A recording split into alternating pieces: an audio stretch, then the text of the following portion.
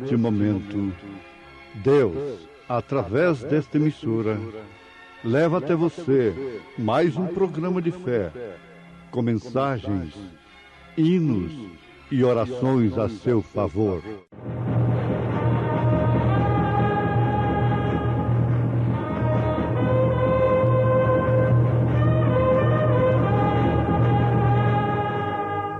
Fé para vencer.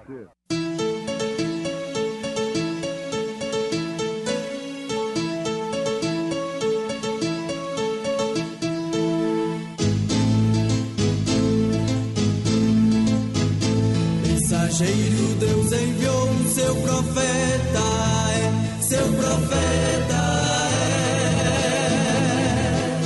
Este som de alarido retumbando está,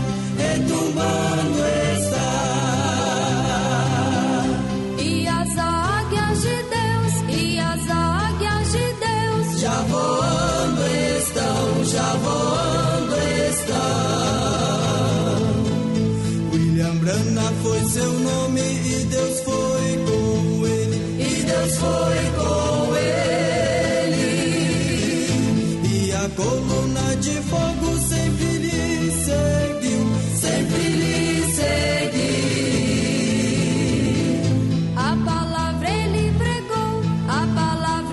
pregou, Com fidelidade. Eis aqui vos digo um mistério. Na verdade, nem todos dormiremos, mas todos seremos transformados. Num momento, num abrir e fechar de olhos, ante a última trombeta, porque a trombeta soará e os mortos ressuscitarão incorruptíveis, e nós seremos transformados.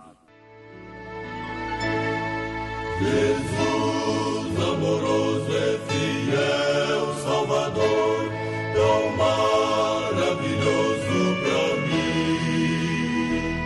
No abrigo da rocha me esconde ao calor e dá-me alegria sem fim. No abrigo da rocha me esconde ao calor. Em árida terra de sol, oculta minha alma em seu plácido amor e cobre-me com sua mão, sim, cobre-me com sua mão. E ao fim, quando em dor eu feliz me surgir e for meu Jesus abraçar, delícias perenes eu hei de fruir nos corpos sublimes sem par. No abrigo da rocha me esconde ao calor, em árida terra de sol. Oculta minha alma em seu plácido amor e cobre-me com sua mão, sim, cobre-me com sua mão.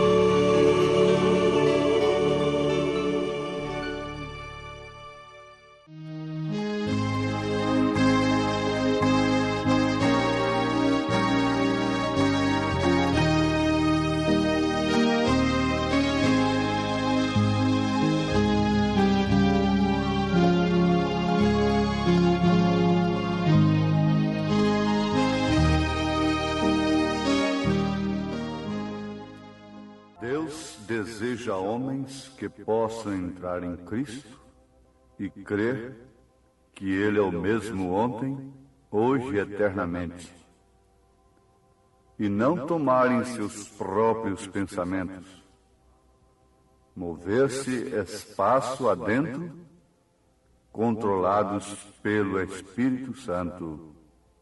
Amém.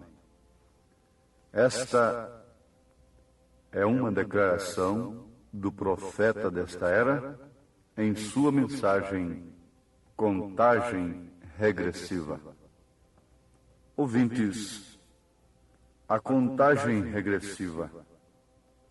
Você sabe que antes daquela nave espacial partir para a Lua, houve uma contagem regressiva.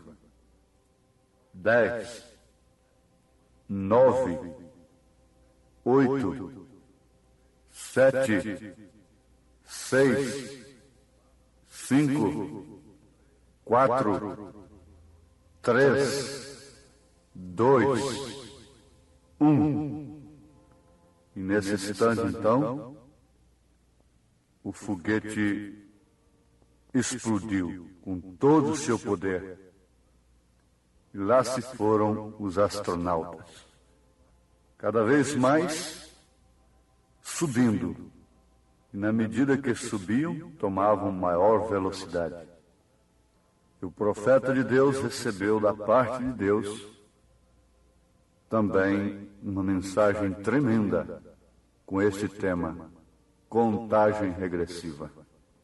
A história da igreja mostra que durante os 7 períodos da igreja de Nosso Senhor Jesus Cristo, até a 4ª era, a semente foi sepultada, foi enterrada.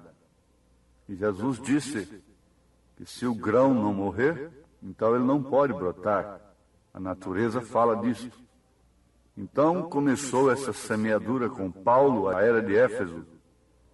Depois, essa semeadura continuou com Irineu, com Martim e Columba. E aí encerrou tudo em escuridão. A salvação era por indulgências, penitências e sacrifícios.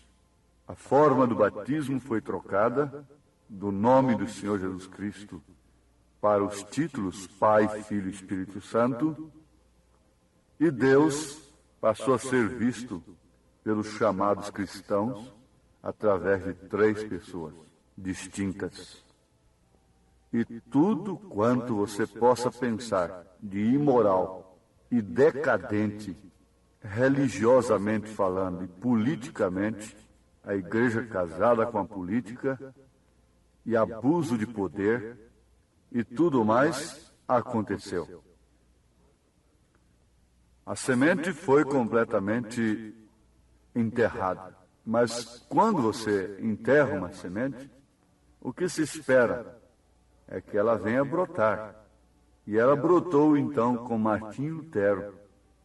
E isso vem numa contagem regressiva.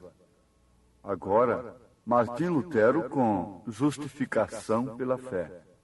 Você vê que aquilo correspondia mais ou menos com a carroça.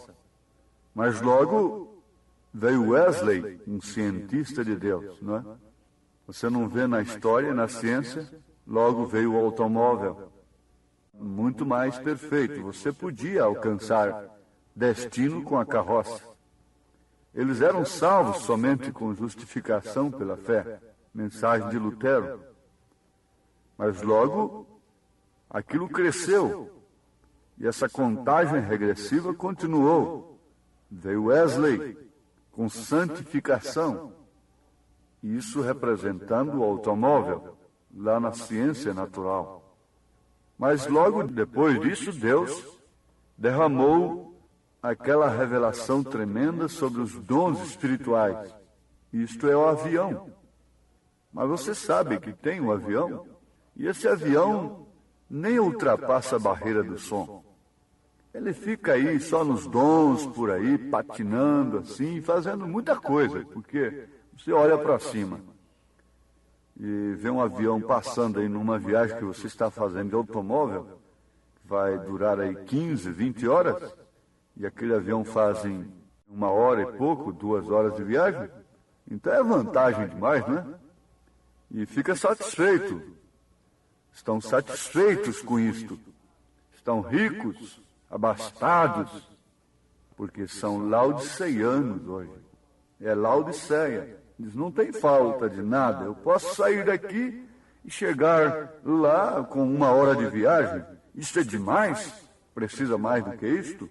Ver um aleijado andar, um cego enxergar? E essas curas, essas coisas maravilhosas acontecendo? Sim, o profeta de Deus diz que é preciso haver um passo diferente. Ele fala desta maneira, ele diz assim, já tivemos um astronauta, John Glenn, foi nosso primeiro astronauta. Encontramos que isto está tão distante do avião. O avião pode somente ir adiante e sua pressão e assim sucessivamente. Mas isto é através de um poder que o coloca com tanta pressão mais alto do que o avião, a nave. Muito mais alto do que o avião. Um avião nem mesmo pode ir lá. Nem pode pensar em ultrapassar aquela órbita. Isto é correto. Ele tem sido apto para fazer isto. Esse astronauta dentro desta nave. Agora temos um astronauta na era natural. E recordem, o mensageiro sempre vem no fim da mensagem anterior. Temos provado isso. Agora, no caminho do astronauta, veja só, você está entendendo direitinho que o natural explica o espiritual. A Bíblia sempre tomou o natural para explicar o espiritual. Jesus o fez, os profetas o fizeram, sempre tomando o natural para explicar o espiritual. E todos esses acontecimentos falam de acontecimentos espirituais, acontecimentos científicos, falam de acontecimentos espirituais. Você não vê aí a bandeira amarela tremulando? Você não conhece quem é o cavaleiro do 4º cavalo de Apocalipse, capítulo 6? Ele tem uma bandeira amarela. E o que quer dizer o amarelo? Morte. Sempre esses acontecimentos estão falando com os eleitos, com os filhos de Deus, sobre essa subida tremenda. Paulo falou, eis que vos digo um mistério. Na verdade, nem todos dormiremos, quer dizer, morreremos, mas todos seremos transformados. Porque com esta fé que temos, com este corpo que temos, não podemos subir. Você não pode sair fora da órbita. Você fica só dentro desse avião aí, dizendo, ei, olha aqui que eu tenho aqui, ó. Eu posso fazer isto, eu posso fazer aquilo. Mas Paulo disse, todos seremos transformados, num momento, no abrir e fechar de olhos, ante a última trombeta. Aí você já vê a contagem regressiva.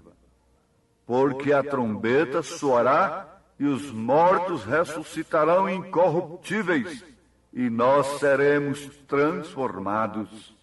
1 Coríntios, capítulo 15, a partir do verso 50, 51, você leia. Observe, medite isto, leia 1 aos Tessalonicenses, capítulo 4, a partir do verso 13, e você encontrará que nós vamos subir. E você conhece na Bíblia 2 astronautas também. Enoque foi antes do dilúvio, da grande tribulação vir sobre o mundo. Porque Noé não representa a noiva. Noé ainda passou por essas coisas todas, foi salvo dentro de uma arca, mas depois disso ainda se embriagou. E com ele estava a semente da serpente, lá dentro da arca. Mas Enoque não. Enoque você não pode ver nada, resíduo algum dele na terra, depois do seu arrebatamento. Isto não é verdade? Nós vemos também que Elias foi levado num carro de fogo, e ele subiu, e a Bíblia diz que nós vamos ser transformados, e vamos subir, mas seria necessário que tivéssemos o mensageiro, o cientista da era, para preparar estes astronautas e levá-los a entrar na supernave, que é a palavra revelada, o Espírito Santo, a vida vivida, o segredo dos 7 trovões, os 7 selos do Apocalipse, que põe dentro de Cristo. A ciência tem sido apta para provar que existe um astronauta que pode ir tão longe ao ponto de você não poder vê-lo com seus olhos naturais. Quem pode ver esse profeta com os olhos naturais? Ninguém. Não o encontra na Bíblia. E ele pode ir, quer haja pressão atmosférica lá ou não. Quer haja razão, sentidos ou não haja, ele vai pela fé. Se tratando do astronauta espiritual. Esse astronauta natural sai daqui e entra num lugar que não há pressão atmosférica.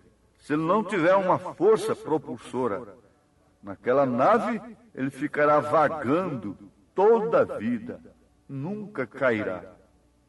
Ele simplesmente pode seguir seguindo por causa de um tanque sobrecomprimido, e ele pode ir lá em cima e navegar por lá e ver o mundo todo.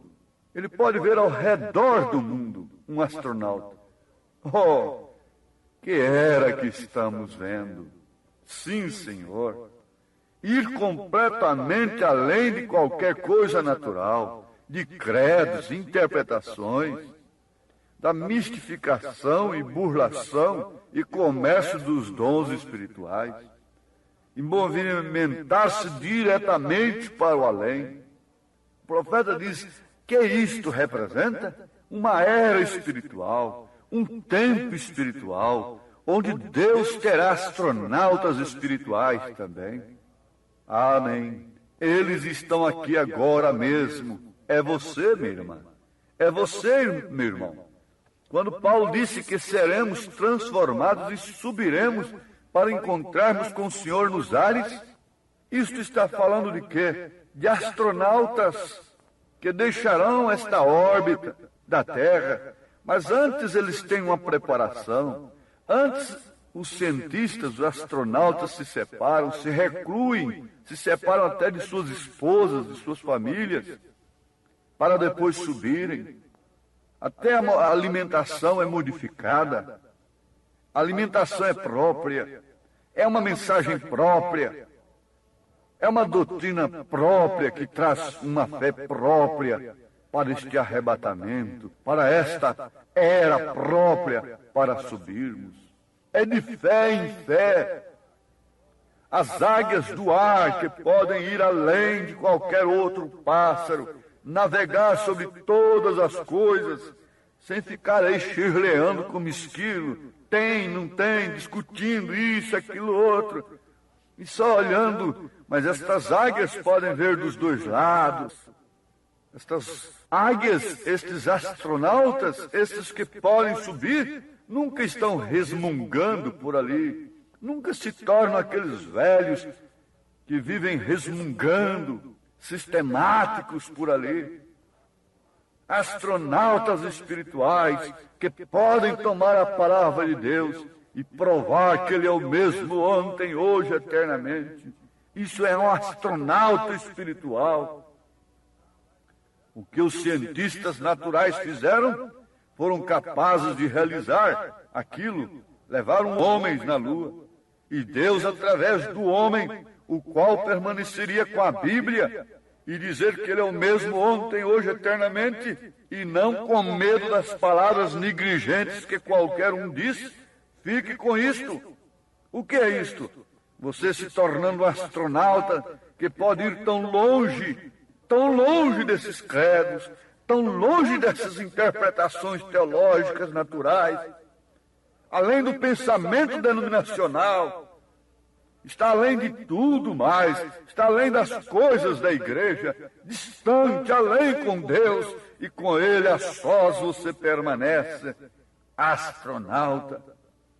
Oh, sim, meus amados, Vale a pena repetir o que o profeta clama, que Deus deseja homens possam entrar em Cristo, na nave espacial de Deus, e crer que Ele é o mesmo ontem, hoje, eternamente, e não tomarem seus próprios pensamentos, mas mover-se espaço adentro, controlados pelo Espírito Santo. Isto quer dizer, astronautas, quão distante fica o cavalo e a carroça, quão distante está mesmo o avião, quão distante está a justificação, santificação, batismo do Espírito Santo. Eles estão se tornando águias. É a manifestação do próprio Deus. Primeiro eles eram lagartixas, então se tornaram galinhas, então tornaram-se corvos, mas agora eles são águias, ninguém pode segui-los. Que mensagem tremenda, que mensagem chocante. O mundo se põe a interrogar, pode o homem entrar na Lua? Mas o que é a Lua? Um satélite da Terra, cheio de crateras, uma poeira cósmica. O que é isto? Você não vai querer nem olhar para a Lua, porque aqui na Terra você tem coisa muito mais bela, e você vai deixá-la. Com prazer e gozo no Espírito, você vai deixá-las.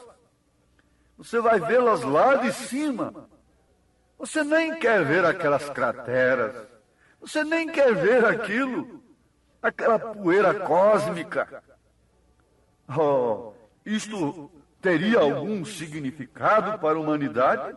Teria algum benefício? Ir ver crateras na Lua? Trazer pedra perigosa até e tem que ficar separada e tudo? Poeiras cósmicas? Não. Na casa de meu pai há muitas moradas e eu vou vos preparar lugar, a Santa Jerusalém, de ouro, de jaspe luzente.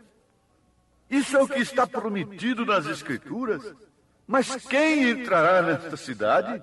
Astronautas de Deus, astronautas espirituais, mulheres e homens que não amaram suas próprias vidas, mas tiveram a revelação de Deus. E o Espírito Santo, esse mestre infalível, pôde controlar totalmente suas vidas e ensiná-los como deixar a terra e subir para os céus, para a Santa Jerusalém. É necessário saber, este é o conhecimento que sem o qual ninguém subirá. Este é o conhecimento de Deus. Este é o conhecimento que sem o qual o povo de Deus perece. Esse é o conhecimento, é a ciência que Pedro apresenta na estatura do varão perfeito. É essa preparação, é Cristo se manifestando em você.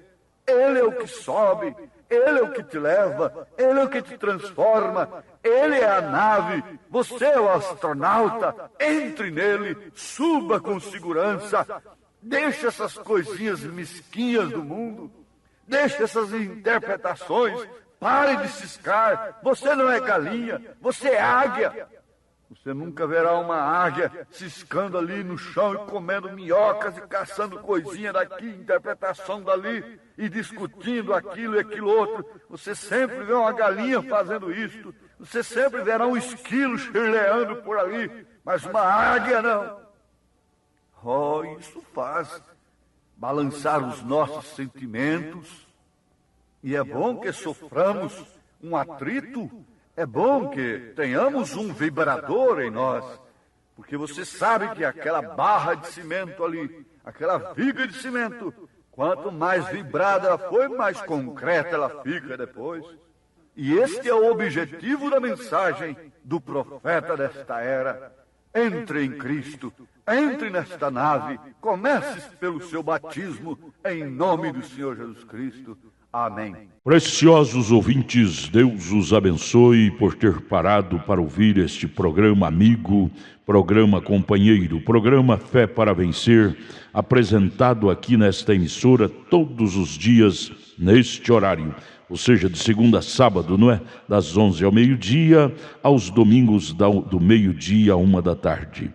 Não deixe de ouvir este programa. Divulgue para os seus amigos, seus vizinhos, seus parentes. Um programa de fé produzido com muito amor ao seu favor.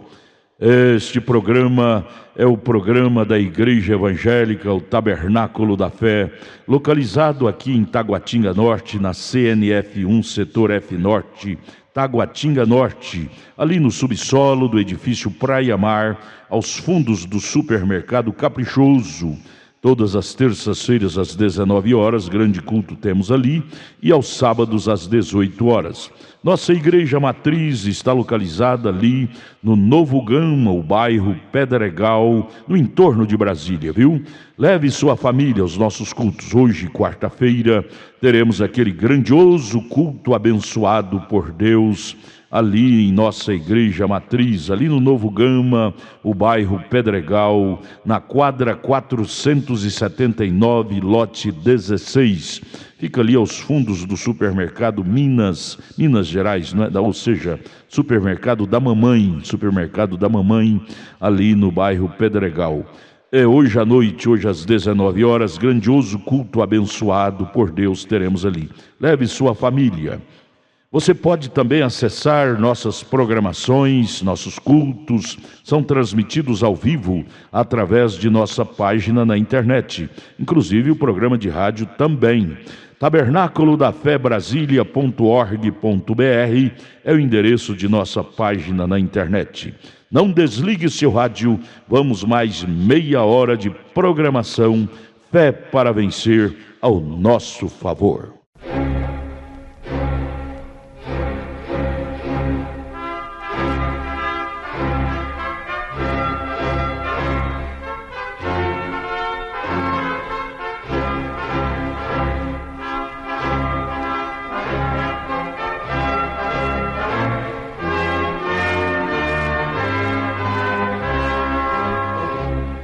Neste momento, Deus, através desta emissora, leva até você mais um programa de fé, com mensagens, hinos e orações a seu favor.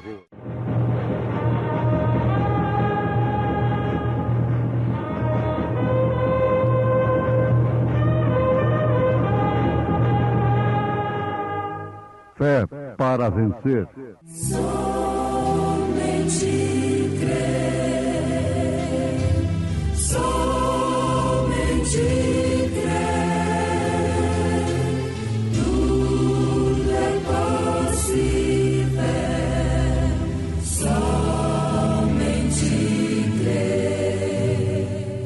Porque Deus amou o mundo de tal maneira que deu seu Filho unigênito, para que todo aquele que nele crê não pereça, mas tenha a vida eterna.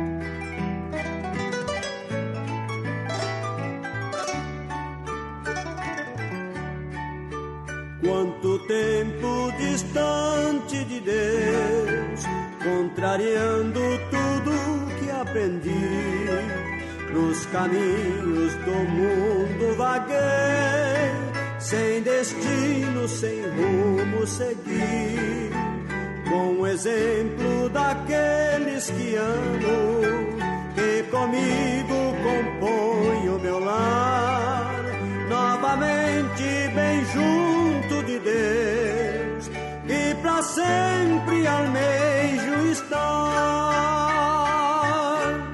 Espero por ti, Senhor, aguardo tua volta.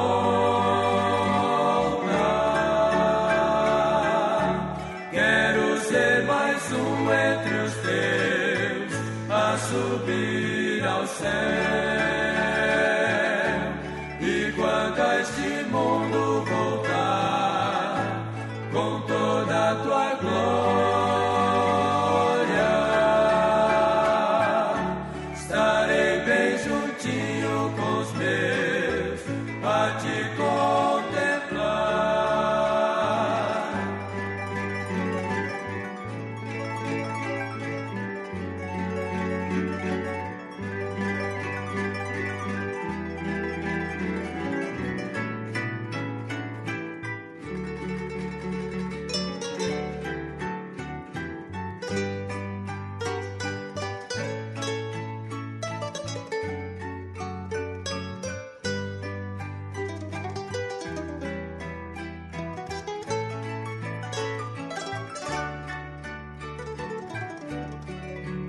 Hoje vivo em um lar cristão, decidi aceitar a Jesus, por ser filho de quem nos criou, e por nós ter morrido na cruz. Seu exemplo de vida nos guia em caminhos de paz e amor, rumo às santas mansões celestiais, onde espera o Pai Criador.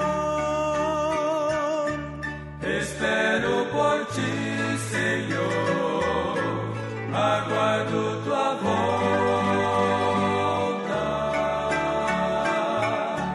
Quero ser mais um entre os teus, a subir ao céu.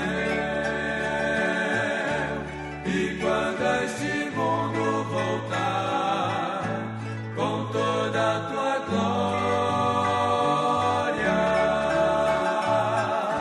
estarei bem juntinho com os meus a te contemplar.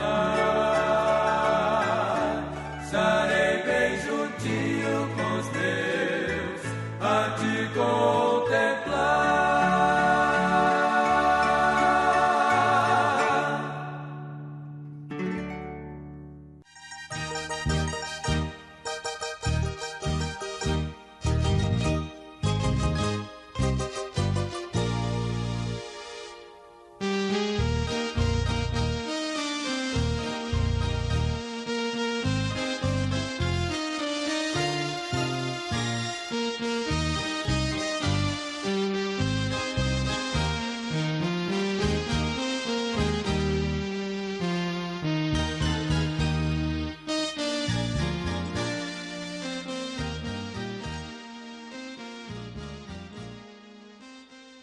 Continuando com a mensagem tremenda e poderosa do profeta de Deus, nós receberemos mais um passo na fé e conscientização daquilo que somos em Cristo Jesus.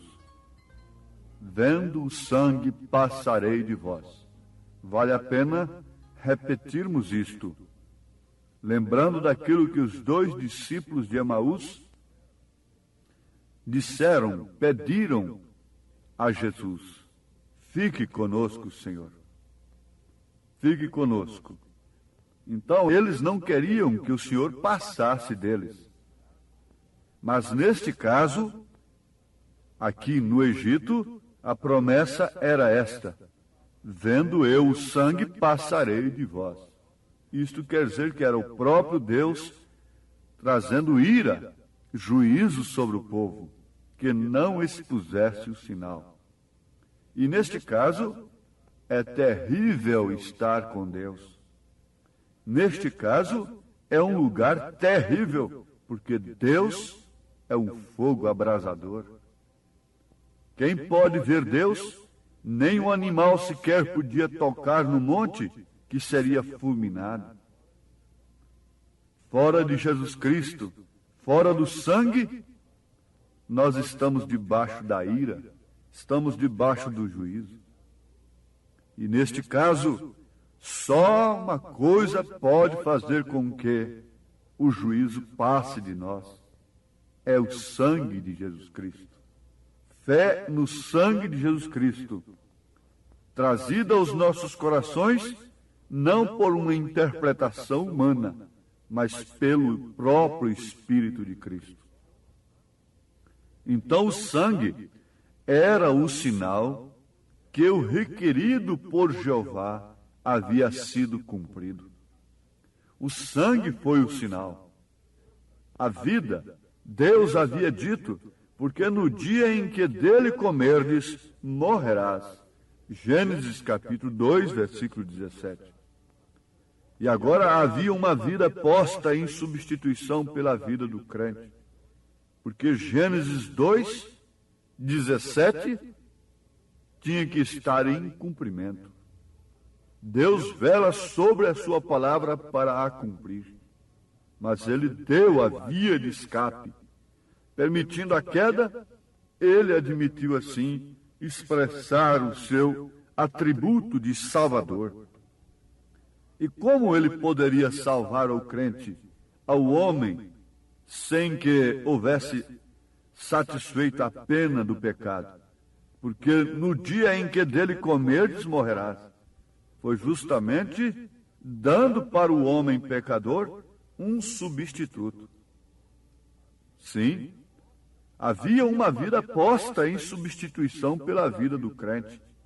Você sabe que ali estava um cordeiro, sem mácula, para morrer no lugar do crente, daquele que cria que de fato um cordeiro morrendo no seu lugar, ele podia voltar para casa, para os seus filhos, para a sua família. Então Deus, em sua misericórdia, fez um substituto.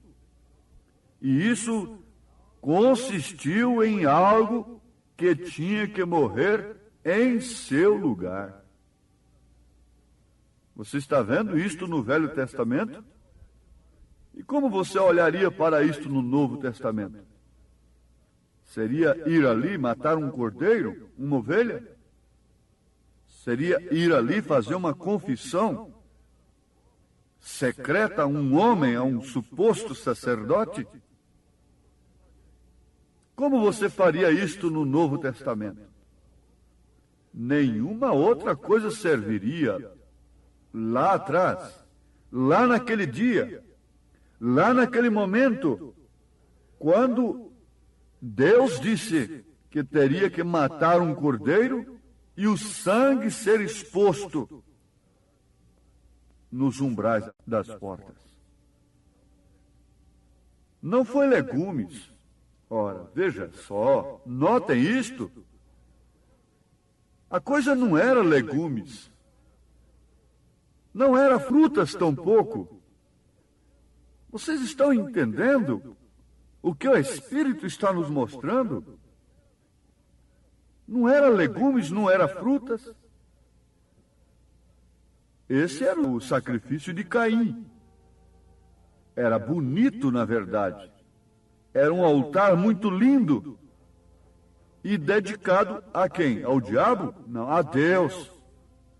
Você não pode ver esses cultos de hoje como estão lindos, enfeitados de belas mulheres,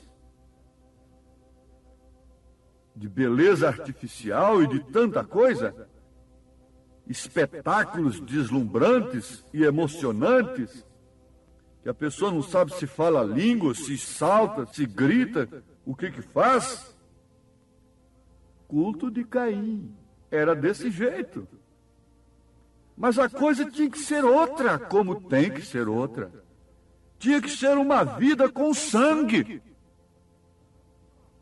Vejam aqui, ouvintes, prestem atenção. Na verdade, sangue constrange. Há pessoas que sentem mal e até desmaiam a ver sangue. Há pessoas que se comovem e até choram ao ver sangue sendo derramado. Mas você note, preste atenção, da emoção e da sensação que uma pessoa tem ao ver sangue derramado. E veja a sensação e a emoção que a pessoa tem quando uma bola entra lá no gol. Quando a mulher passa ali devidamente fantasiada e exposta. Qual é o tipo de reação que a pessoa tem? É diferente. Quando a pessoa assiste um culto muito bonito, com corais adestrados, bem treinados e vozes a ponta de agulha, A sensação é muito diferente. A emoção é muito diferente de quando você vê sangue sendo derramado. Há emoção, há sensação, há alguma reação interior? Sim, perfeitamente. Mas veja, qual é a reação que há naquele culto cainita? E qual é a reação que há naquele culto de Abel? Quando se vê sangue, a reação é completamente diferente. Embora os mesmos sentidos estejam sendo acionados, movidos, ativados, mas você está agora com esta mensagem para você poder fazer a diferença. Quando você vê espetáculos religiosos, espetáculos femininos e coisas assim, você vai lembrar desta mensagem. Na verdade, isto causa arrepio, emoção, sensação. Mas quando eu vejo sangue, se você ver o sangue de uma pessoa sendo derramado, se você ver agora um homem ali sangrando o outro, e aquele sangue jorrando no chão, você vai ficar indiferente? Dificilmente um homem poderia ficar indiferente. Há também uma emoção, há uma reação interior ao ver aquele espetáculo tão horrível, tão terrível. Então, o altar de Caim era lindo, lindíssimo e causava uma reação, uma sensação, uma emoção. E o altar de Abel era totalmente diferente. Era um cordeiro trêmulo sangrando. Não é assim que sempre Deus tem se manifestado? Vejam as lágrimas do verdadeiro arrependimento pelo pecador e a pecadora se identificar com o sangue de Jesus Cristo. É completamente diferente de uma emoção trazida pela eloquência de um grande pregador. É completamente diferente da emoção trazida por um dom que está ali sobre um homem. Isto é completamente diferente, porque é uma identificação de alma. É uma alma passando por uma experiência de transformação, de morte da sua natureza e vivendo aquele sacrifício em si. Então a vida havendo saído do sacrifício, agora o sangue era o sinal de que o mandato de Deus havia sido cumprido. Está certo? Isso é pela perfeita vontade e pela perfeita revelação de Deus, porque era a única coisa que podia responder, era o sangue do Cordeiro. Agora, o que requeria Deus? Ele requeria a vida, porque o dia que comerdes, certamente morrerás. E o sangue mostrava, era o sinal que a vida havia sido oferecida. O sangue mostrava que algo havia morrido. O requisito de Deus, o sangue era o sinal que a vida já não estava, isto é, a vida do animal do qual Deus havia falado. Quando o pecador sai dali perdoado, isso não quer dizer que Deus esqueceu de que os seus pecados não precisavam mais exigência nenhuma e que nada precisava morrer no lugar daqueles pecados. Não, não. Deus nunca deixa passar isto. Cristo tem que morrer por você, em sua própria experiência individual. Filho de crente não é crente. Dizem, filho de peixe, peixe é. Na verdade, está certo. Mas filho de crente não quer dizer que é crente. Ele tem que passar pela experiência do sacrifício. Ele tem que passar por uma experiência de Cristo morrendo por ele, porque ele pecou. Como podem batizar uma criança? Se o batismo é para quem se arrepende de pecados, como se explica isto a estas alturas? é exigência de Deus no seu interior, no seu íntimo, a sua alma, no seu espírito, sendo satisfeita. É Cristo morrendo por você. Isto é, você sofrendo a experiência do sacrifício de Jesus Cristo. Então todo o seu passado está apagado. Agora, a pena requerida por Deus está satisfeita, está correspondida em sua vida, irmã. Em sua vida, irmão. Aí citam demais o texto áureo da Bíblia, porque Deus amou o mundo de tal maneira que deu seu Filho unigênito para que todo aquele que nele crê não pereça, mas tenha a vida eterna. Crer nesse caso seria levar o substituto e apresentá-lo a Deus. Quem é o substituto seu? Quem morreu no seu lugar? Foi Jesus Cristo, para que você continue no pecado, vivendo sob as inspirações e aspirações de mulheres mundanas que ditam a moda para as cristãs? Quem ditou a moda das cristãs foi Sara. 1 Pedro capítulo 13 está a moda das cristãs. Foi Ana, foi Maria.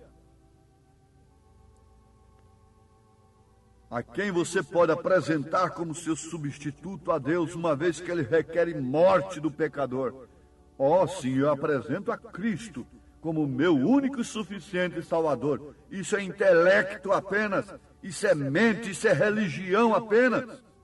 Quando você diz isto e continua vivendo na mentira religiosa, num batismo pagão de títulos apenas, crendo em 3 pessoas distintas e outras coisas, e atuando como o mundo, isto não passa de intelecto, isso é um cristianismo intelectual apenas. Isso é um cristianismo organizacional, e o corpo de Cristo não é organização, o corpo é um organismo vivo, que tem passado pela experiência de atender o requisito de Deus em relação ao pecado. E esse requisito é o próprio que Deus concedeu, é Cristo morrendo em seu lugar, como filho daquele rei que foi morto. Aquele rapaz matou o filho do rei, e ele estava sentenciado à morte. O Supremo Tribunal condenou o criminoso à morte. Mas antes de morrer, um dia o rei desceu lá sozinho, lá naquela cela escura, aquele homem ali isolado, aquele pobre rapaz sentenciado à morte, condenado pelo seu crime. Não sei em que estado você está hoje, nesse presente momento, mas aquele estava numa cela como eu esteve um dia, numa cela religiosa, grades dogmáticas, condenado à morte. E o rei desceu lá, naturalmente segurou naquelas grades e chamou aquele rapaz: venha cá, por que você matou meu filho? Para que você fez isto? Aquele rapaz cabisbaixo disse para o rei: ele não merecia, eu não estava em mim, foi uma força, vamos dizer, uma força diabólica que me tomou conta, foi uma precipitação horrível, eu mereço morrer. Aquele rapaz não merecia isso, eu não sei porque eu matei. O rei virou as costas e logo mandou ali colocar um tapete partindo daquela cela, dar-lhes roupas reais, a roupagem do seu próprio filho, e diz: agora você vai ter que ficar no lugar de meu filho, por quanto você o matou. Não é outra coisa que está acontecendo o que acontece com o verdadeiro crente. Eu matei a Jesus, o meu pecado levou à cruz, ele foi condenado por causa de mim, mas Deus exige agora que minha vida esteja em seu lugar, que ele esteja em meu lugar, que eu esteja em seu lugar. E você tem que tomar o lugar de filho, tem que tomar a roupagem do filho, não de uma denominação. Aquele homem que entrou com a capa na grande ceia, com uma roupagem denominacional, foi lançado na grande tribulação. Na ceia do Senhor não se entra com roupagem dogmática, com interpretações de homens, com doutrinas humanas. Tem que entrar com a roupagem do Filho, com o manto que não pode ser rasgado, não pode ser dividido em credos e dogmas como o vestido foi. É o manto, é aquele manto intocável, é a sã doutrina, é a palavra dos apóstolos e dos profetas sobre a qual a igreja está edificada. Tome o lugar do Filho, responda pelo Filho dentro de sua casa, em todos os lugares. Tome a roupagem de uma santa mulher, tome a roupagem da palavra, para você se apresentar diante do Rei como um filho de Deus, por adoção, como diz São Paulo, em nome de Jesus Cristo. Amém. Agradecemos a todos por ter parado para ouvir este maravilhoso programa Fé para Vencer. Programa da Igreja Evangélica, o Tabernáculo da Fé, localizado ali no Novo Gama, o bairro Pedregal, ali no entorno de Brasília. Novo Gama, o bairro, é uma cidade ao lado do Gama, não é? Ao lado do Gama, ali no entorno de Brasília. Bairro Pedregal, descendo ali no bairro Pedregal, você vai ver o posto Ipiranga. Descendo naquela rua do posto Ipiranga, a quarta rua, aos fundos do posto Ipiranga, está a rua 30, quadra 479, lote 16. Ali está a Igreja Evangélica, o Tabernáculo da Fé, com as portas abertas para você. Hoje, quarta-feira, grande culto teremos ali. Leve sua família. É um prazer ter você conosco ali hoje, às 19 horas, culto poderoso de oração, adoração a Deus. Leve sua família para você ser abençoado por Deus. Divulgue este programa para os seus amigos, seus vizinhos, seus parentes. Diga-os para ouvir um programa sadio, programa de fé, programa que traz vida para os nossos corações. Deus os abençoe. Volte a nos ouvir amanhã aqui por esta emissora, neste mesmo horário, se o Senhor nos permitir. Com fé do Filho de Deus, a fé que vence o mundo.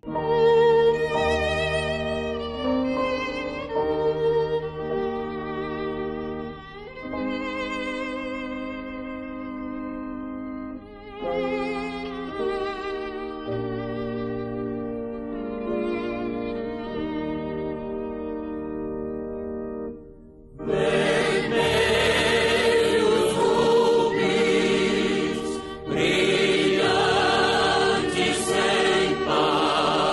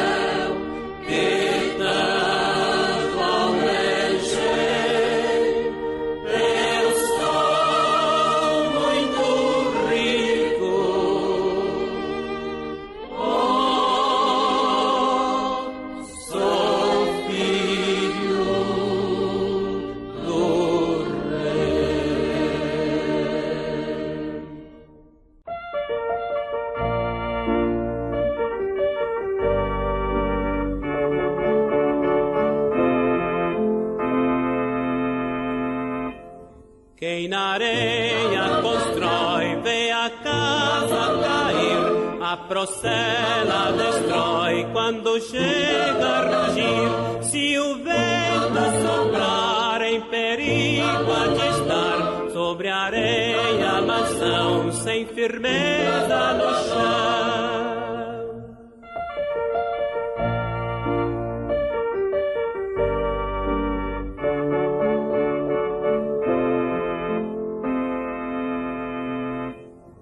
Quem na rocha constrói tem descanso real, não se abala a mansão no maior temporal. Se o vento soprar, bem segura de estar, pode o vento rugir e a tormenta cair.